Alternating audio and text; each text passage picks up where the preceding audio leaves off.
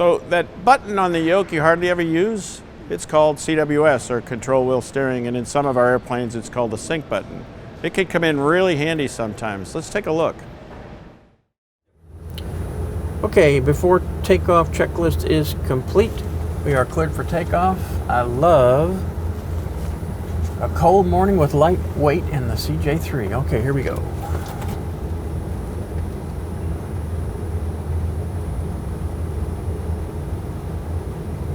Takeoff power is set and achieved. Airspeed is alive, both sides. 70 knots. E1, rotate. And a positive brake. And bilge. November 369, Delta Mike, contact departure 125.15. 2515, 6 Delta Mike. 2515. Altitude. 1 to go. And 396 Delta Mike's with you, 7.5, climbing 8. Runway heading. 396 Delta Mike, roger, radar contact. You've got traffic 12 o'clock, less than a mile, opposite direction, maintain 8,000. Okay, we're 6 Delta Mike's looking for the traffic. Oh, come on, let's don't go past 8,000. Come on, get back down to 8,000. Oh, autopilot disc. No, it didn't disc. And 396 Altitude. Delta Mike, caution traffic. Autopilot. 6, standby, 6 Delta Mike. God bless. Okay, get the trim Altitude. back down. 6 Delta Mike, could we get higher, please? 396 Delta Mike, climb and maintain 10,000, turn right, heading 090. Up 10,000 and 090, 6 Delta Mike. Well, that was not very comfortable. Altitude. 090. 396 Delta Mike, that's a 360-degree turn. Altitude. 6 Delta Mike. 396 Delta Mike, advise when ready to copy a number you'll need to call upon reaching your destination. 6 Delta Mike, standby. It is a critical safety rule in aviation that either the autopilot or the pilot is flying, but never both at the same time. When David started pushing forward on the yoke with the autopilot engaged, the autopilot read that force as a need for more nose-up trim. The harder David pushed, the more the autopilot commanded nose-up trim. When David finally disconnected the autopilot, it was seriously out of trim, and you could see he had a very difficult time controlling the airplane. Autopilots disconnecting in a grossly out of trim situation has historically led to serious injuries and even fatalities.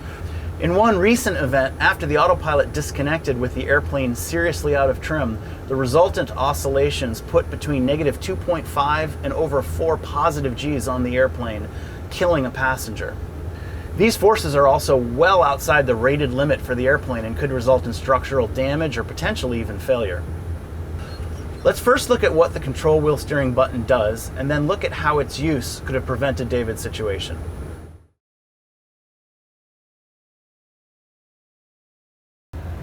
The first of 2 functions the control wheel steering button offers us is to disengage the servos for as long as the button is depressed. So if I find myself in an uncomfortable pitch attitude and I'd like to manually bring the nose down a bit, holding the control wheel steering button will disable the servos for as long as the button is depressed.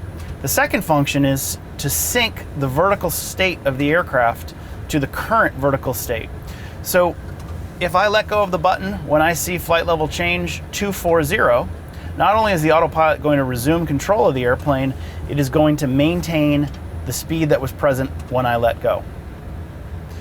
Similarly, in vertical speed mode, pressing the control wheel steering button, lowering the nose, and releasing the control wheel steering button when I see a vertical speed that I'd like to maintain will sync the vertical mode to the condition that exists when the button is released. This also works in pitch mode. Pressing control wheel steering, flying the airplane to the desired pitch, letting go of the button will sync the pitch status to the attitude that was present when the button was released. This feature can also be useful when hand flying the aircraft. If I'm hand flying in pitch mode and I realize that my airspeed is a little slower than I'd like it, I can manually fly the airplane down to the desired pitch And just a quick press and release of the control wheel steering button will resync the desired state. Let's look at how we could prevent that situation from even happening. First of all, as we've discussed before in videos, there's no reason to go to flight level change mode altitude if we have a low altitude level off. Second of all, we don't need to leave the thrust and take off or even climb as David did right until the last moment. A judicious power reduction will bring our rate of climb down. We can put the autopilot on if we want to, and the autopilot's not faced with such an aggressive rate of climb into the level off. And as you can see, the level off ends up being nice and smooth with minimal to no overshoot.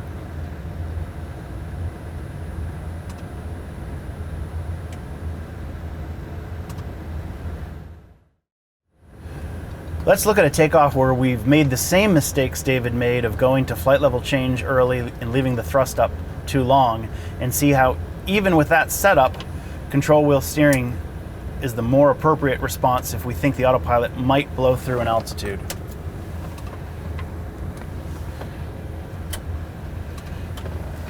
So here we've engaged flight level change. We have a very high rate of climb, nearly 5,000 feet a minute. I've left the thrust up in the takeoff setting. I can see that I'm approaching my altitude rapidly, and if I'm worried that I might overshoot that 8,000 feet, by holding the control wheel steering button, I'm disengaging the servos, and critically, the autopilot is not fighting against me. So I can manually level the plane off, maintain whatever airspeed I've been assigned or I would like. While I'm holding the control wheel steering button, I can be using the manual trim wheel. Once I feel like the airplane's pitch, airspeed, trim state is more or less where I want it, simply letting go of the control wheel steering button will let the autopilot resume flying, not in a grossly out of trim situation. Next time you're in for recurrent training, ask your instructor to set up the sim for a similar situation, low altitude level off, and practice using control wheel steering to help.